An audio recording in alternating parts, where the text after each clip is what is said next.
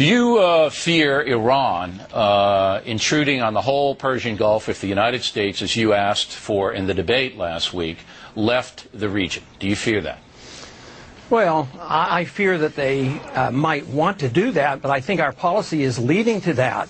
Everything that we do enhances the Ahmadinejad crowd in Iran. There's a dissenting force in Iran, and everything we do to undermine that government, we have our own CIA over there now trying to undermine that government. In doing that, we bring all their people together, so the ones who want to dissent and oppose him are, they lose their power to do so. So I would say our policy is doing everything conceivable to enhance Iran. Just the whole invasion of Iraq has helped Iran. Well, that may or may not be true. They're the one. It may or may not be true. I mean, it's a debatable issue. I'm not going to say it isn't true, but it's a debatable issue. But look, as we saw in the summer war last year, Iran can arm and finance a force like Hezbollah and cause a lot of trouble. And the United States doesn't have anything to do with that at all. So I think that in our national security situation, we have to assume that Iran is an aggressive nation, that it wants to injure the United States, and is going to use surrogates to do it. Now, if you have an Iran actively seeking nuclear weaponry, as you do, and if you have the ability of that country to hand it off to a Hezbollah or an Al-Qaeda or anybody else, you withdraw from the region, you give them carte blanche to do what they want. Do you not, Congressman? See, I think you're concerned about the wrong country right now, because more than half of the Al-Qaeda that are committing suicide in Iraq right now are Saudis, and nobody even talks about look, I'm concerned about all the things. But when they're seeking a nuclear weapon, when a country's seeking a nuclear weapon that's a danger to the USA, a stated danger, and you want to withdraw from the theater, that gives them carte blanche to do what they want, does it not?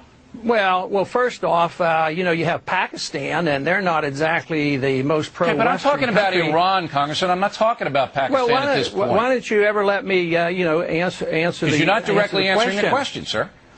Because no, I do not fear them as you do, as many do, because they want another war. They want to spread this war. This has been the plan by the neoconservatives to have this major overall, this revamping of the whole Middle East, precisely the reason the Al-Qaeda is growing. The Al-Qaeda is growing because of our policy. Our national security is threatened because of our policy, and it makes it much worse. So I see the Iranians as acting logically and defensively. We've been fighting the Iranians since 1953. We overthrew their government through the CIA in 1953. We were allies with Saddam Hussein in the 1980s, and we encouraged him to invade. All right, so I just want to get Iran. we don't need a history lesson, but I do want to get this on the record. You have to understand. I do understand the region, man, but we don't have time to do the history lesson tonight. I just want to get this on the record. You don't fear Iran, even though Iran has demonstrated it can start a war, which it did last summer with its Hezbollah surrogates, and it stated that it wants to do damage to Israel, wipe it off the face of the earth, and is developing a nuclear weapon. And you don't fear them? Yes, I worry about it. I'm concerned about it. But what I'm saying is the very policy that you advocate is encouraging that.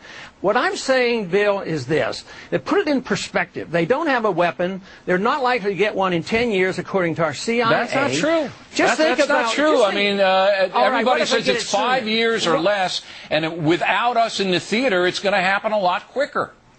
How come we got through the Cold War when the Soviets had 40,000 of them? Because it was mutual destruction. It was mutual destruction. Now you can hand off any weaponry or any kind of thing to surrogates who will do your killing for you.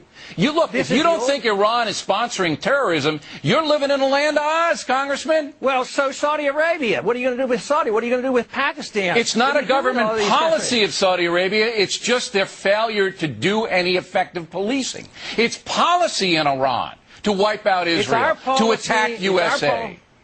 It's our policy of preemptive, deliberate invasions of foreign countries and occupying these countries that has jeopardized our safety. This blowback principle is what caused 9/11, and we have to come to realize that if you keep living in this dreamland of saying that they attack us because we're free and prosperous, believe me, we're never going to get up. Well, if you think that if we withdraw off the Gulf, if we get our people out of there, there's not going to be any more terrorism, then you're living in the dreamland. You didn't even want to go into Afghanistan and punish those people, did you?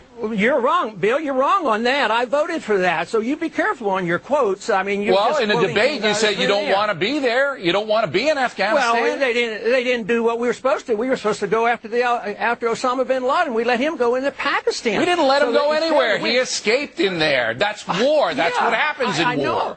But what did we do? We went into doing exactly what Bush said he wouldn't do, into nation building. All right, let me do. I got one more question. We're in Afghanistan now, trying to have that country stem back the Taliban tide. Are we doing the wrong thing there?